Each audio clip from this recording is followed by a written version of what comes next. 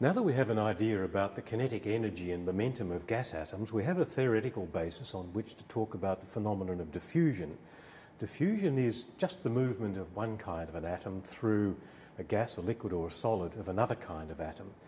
Some examples might be if you take a container with gas, another container with gas, and you connect the containers together, those two different gases will mix so that the mixture in this side and the mixture in this side will eventually be the same as atoms move through the connection between them. And this process is one of diffusion. And you can see why it might happen because the atoms have kinetic energy and therefore they're moving rapidly and exploring the space they're in. And some of them will go through the connection that way and some will go through the connection that way. Diffusion happens between gases, between liquids and between solids, and gases will diffuse into solids and solids will diffuse into liquids like sugar in tea. Here's an example of diffusion in a very important industrial process in which gasified coal, which makes CO2 and hydrogen basically, is treated so that you extract the hydrogen, you bury the CO or CO2, and so you have a clean fuel that makes no CO2 when you burn it. And this happens by diffusion of hydrogen through a membrane, leaving the CO2 behind. Here's this very complicated system that I won't talk about, but in the middle we have this membrane which separates hydrogen from syngas, as it's called, this mixture of CO and H2, coming from the gasification of coal or biomass or any kind of hydrocarbon. The hydrogen is separated by diffusing through this membrane and then being captured, and then it can be stored and used in a fuel cell to generate electricity, for instance, while the CO is converted to CO2 and captured and buried. Diffusion is one of the most important processes in making materials. For instance, if you take a piece of copper and a piece of zinc, two metals, and you put them together at room temperature, of course nothing happens. If something happened, you wouldn't be able to put aluminium against steel in a building because something strange would happen. Room temperature, nothing happens. But if you heat these two metals to a high enough temperature, say 1000 degrees C, atoms from copper will diffuse into zinc, atoms from the zinc will diffuse into the copper, and you will eventually make a copper-zinc alloy that is brass. Now, fundamentally, this happens because the atoms have kinetic energy, so they're always trying to explore any states that are accessible to them. The basis is the random motion. We think of ideal gases as being point particles that execute this random motion because they have temperature, and the same is true to a very large degree of the atoms in a solid. They vibrate because they have temperature, and they try and escape from their positions and move because they have temperature. If the atoms move to a new state in which their energy is lower, then that's energetically favourable, and that new state will now be the state in which they sit. And so this is how atoms from one material might end up in another material, because ultimately the total energy of the system is lowered by that happening. Let's think about this in terms of two vessels containing gas again. So if we start with two vessels connected by a valve, or one vessel partitioned into two volumes with a partition that we can remove, in reality two vessels connected by a valve we can open. Let's say we have vacuum in one side and gas in the other side, and then we open the valve and the gas flows from the side with gas in it, the pressurized side, into the vacuum.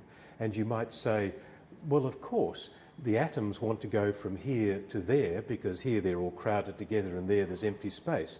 Atoms have no consciousness or will. It has to be random.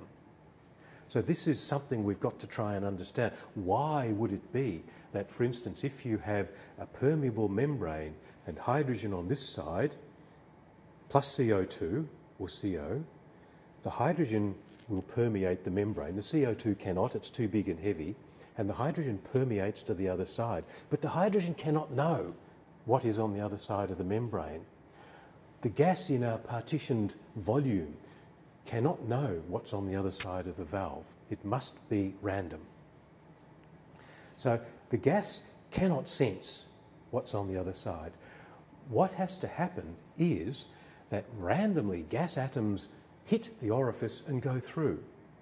When there are gas atoms on the other side, going through, building up pressure, pressure on this side going down, some of them, of course, hit the orifice going the other way and go through. And you can see that equilibrium will be reached when there are as many going through the orifice this way as this way, and then the pressures will be equal.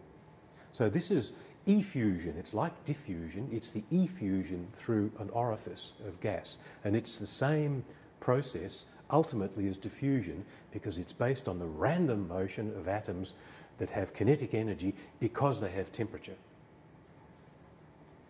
We can idealise this to a degree by talking about concentration, and this is somewhat dangerous, but nevertheless this is the classical idea about diffusion, that it's based on a gradient in concentration. So think about our two vessels connected by a valve again. High concentration of gas on this side, shall we say, vacuum on this side, and there's a concentration gradient and the atoms follow the concentration gradient. That is nonsense. The atoms have no will. They don't know there's a concentration gradient. It's the equilibrium between random motions in the two directions. But we will start with a model of diffusion using the classical idea. So the important concepts here are that of concentration, the number of particles per unit volume will do. Concentration gradient, the change in the density of particles per unit volume as you move through a material, shall we say. So this is delta C on delta X, or dC by dx. And the flux, this quantity that expresses the movement of the gas or liquid from one part of space to another part of space. These ideas are captured in Fick's law. Now, it's called a law because it's empirical, that is, derived from experiment. So this is not a theory, this is a description. So Fick's law says that in the presence of a concentration gradient, so the number of our particles atoms will do for our purposes, a gradient in the number of atoms per unit volume with distance, let's do it in one dimension to keep it simple, that gradient causes a flux, a number of atoms per unit area per unit time, to flow at a rate which is characterised by this diffusion coefficient, and the negative sign means that the flux of atoms is down the concentration gradient from high concentration to low concentration.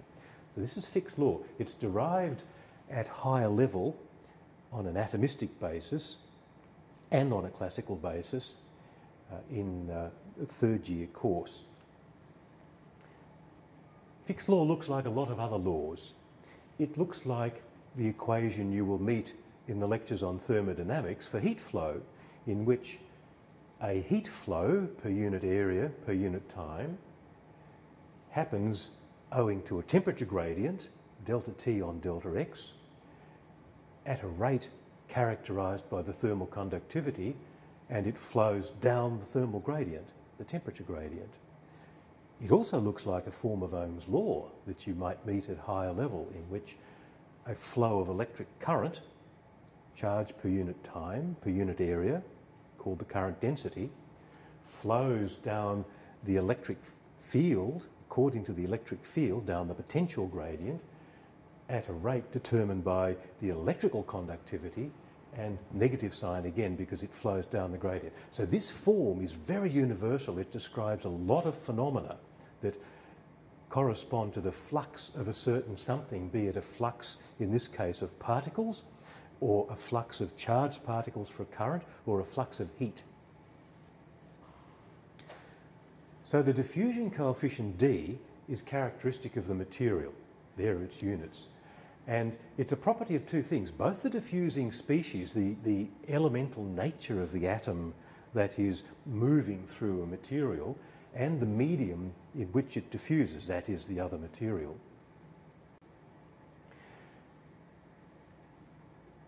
D has to be determined by experiment to be accurate, but there are theories, and we do those at high level as well.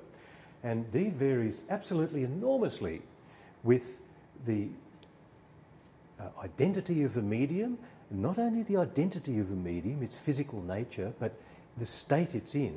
And here's an example that's a really interesting one. So this example is for the diffusion of oxygen molecules in water. Now, oxygen is dissolved in liquid water at ordinary temperatures, otherwise fish couldn't live in water. They need oxygen, they get it from the water. Oxygen dissolves in water. And life in water is using the oxygen to live, therefore depleting the oxygen from the water. And more oxygen diffuses into the water from the air surrounding it. So here's the diffusion coefficient of oxygen in water vapour, that is in steam, and it's some certain numbers. The actual values don't matter. You can see two things.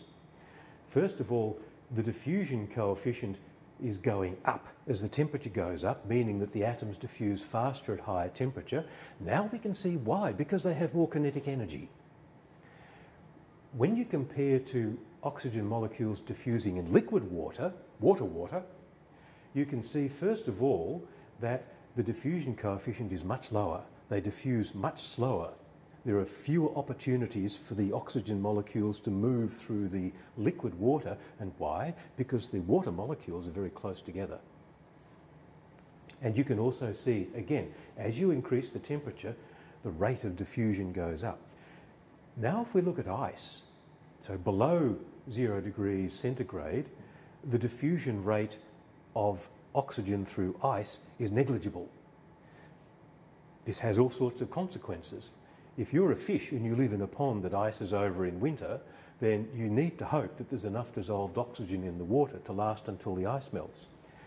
You can also see, if you think about other gases like CO2, why drilling ice cores in Antarctica gives you information about what happened hundreds of thousands of years ago, because the CO2 won't diffuse out of the ice. The diffusion rate of a gas through ice is extremely slow.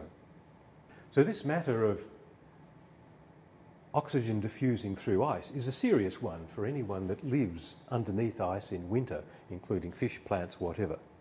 Biological processes in water under ice have to be fairly efficient with oxygen, otherwise they cannot go on for very long because they'll use all the oxygen. Here's an example of solid-state diffusion in industry. This is the production of silicon wafers, which are doped, is the term, with different atoms, like phosphorus or boron or gallium. And the diffusion process happens at high temperature, where wafers of silicon are exposed to maybe a layer of atoms deposited on the surface, or maybe to a gas of those atoms or molecules, and the atoms eventually diffuse into the silicon, and so they make a kind of low concentration silicon with phosphorus, boron, gallium, whatever, alloy. Now, thinking about the diffusion of atoms into silicon, here are some examples of the diffusion of a number of elements that are actually used in the semiconductor industry, diffusing in silicon. So it's always silicon, but these atoms are diffusing into the silicon. Here are the atomic masses. So there's a wide range of atomic masses here between lithium and antimony. And here are the diffusion rates at 1,000 degrees C. So note how high the temperature is in order for these atoms to diffuse into the silicon in a reasonable time. And again, the numbers themselves don't matter too much. It's the relativity between them. So you'll notice that the diffusion coefficient for lithium is enormous compared to the diffusion coefficient for antimony, both in silicon. And the thing is that the antimony is heavy and it's large. And so it's more difficult for it to move between the silicon atoms in a silicon crystal.